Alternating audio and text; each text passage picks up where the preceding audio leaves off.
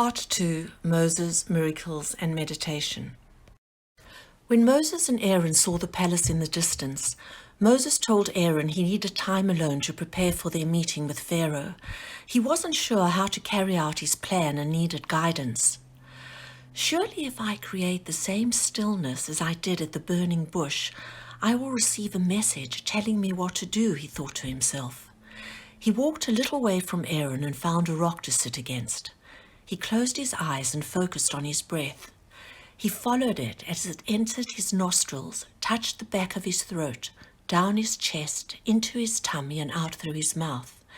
He did this for a little while, and when he felt cocooned in peace, he silently whispered, "God, but please help me bring peace to the Israelites.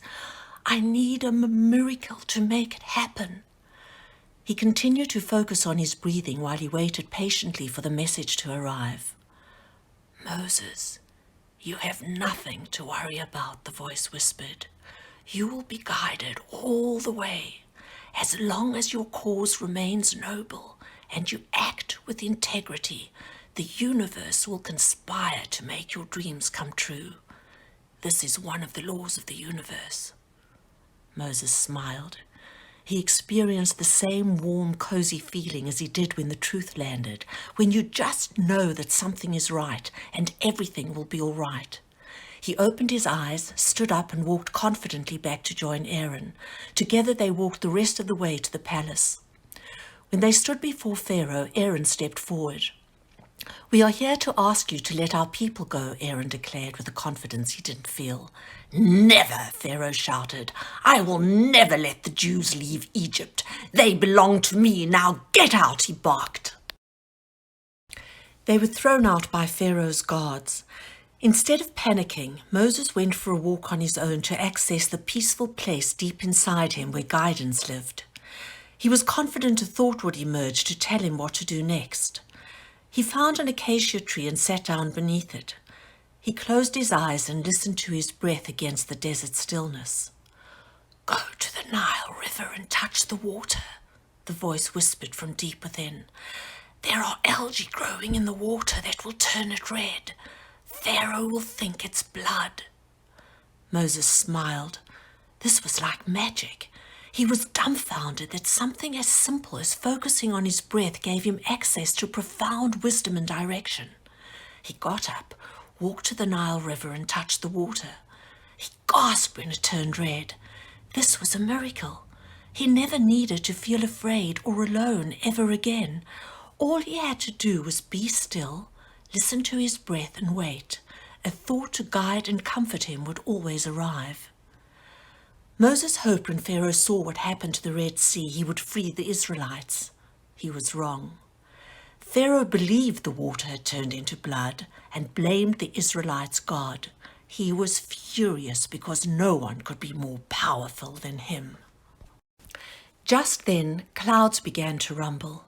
A storm broke and sheets of rain poured from the darkening sky. After days of heavy rains, a plague of frogs descended on Egypt. They swarmed everywhere, in every Egyptian's house, in their bedrooms, in their kitchens, and even jumped in and out of their eating bowls. Moses and Aaron went back to Pharaoh and asked him to let the Israelites go. Pharaoh refused. When the frogs died, they attracted lice. They latched onto the hair of the Egyptians with their sticky feet. They ate tiny amounts of blood, laid eggs, and multiplied. This too was not enough to persuade Pharaoh to change his mind.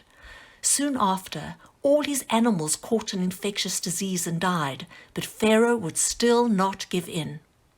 Smallpox then broke out and covered the bodies of Egyptians with boils oozing yellow pus, but Pharaoh held firm. A volcano erupted in a nearby land and caused a hailstorm that devastated Egypt. It also brought swarms of locusts that destroyed every crop until there was nothing left to eat. Pharaoh still refused. Within days, Egypt was cloaked in darkness as a result of a cloud that had formed from the volcanic ash. Pharaoh would not change his mind. Soon after, the same algae that turned the waters red got into the grain. It was the job of the firstborn to pick the grain, but when they ate it, they died. When Pharaoh's firstborn died, he finally relented. He was convinced the God of the Israelites had sent the plagues and would destroy him if he didn't give his permission. He told Moses to take his people and go. Moses was blown away by how accurate his messages were. The universe had indeed conspired to make his dream come true. He had succeeded in freeing the Israelites. The Israelites were overcome with joy. They gathered around Moses.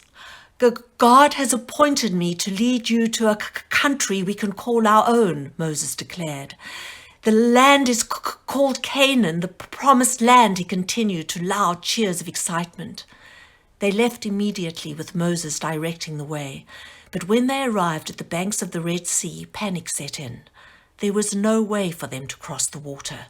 To their horror, they saw Pharaoh's army approaching from behind. Pharaoh had changed his mind and wanted them captured. The Israelites shouted at Moses, demanding a solution. Moses, with his newfound power, refused to allow their fear to become his. He stood still and remained calm amidst the cries of terror and chaos around him. He closed his eyes, focused on his breath until the peaceful place from deep within washed over him. He asked God to help him create a miracle to save his people. Within minutes, the wind howled a mighty roar, creating even more panic. When ferocious winds blow over shallow waters, it parts them, especially when it's low tide, explained the low whisper, barely loud enough to hear above the snarling wind. Moses smiled, grateful and certain of their safety.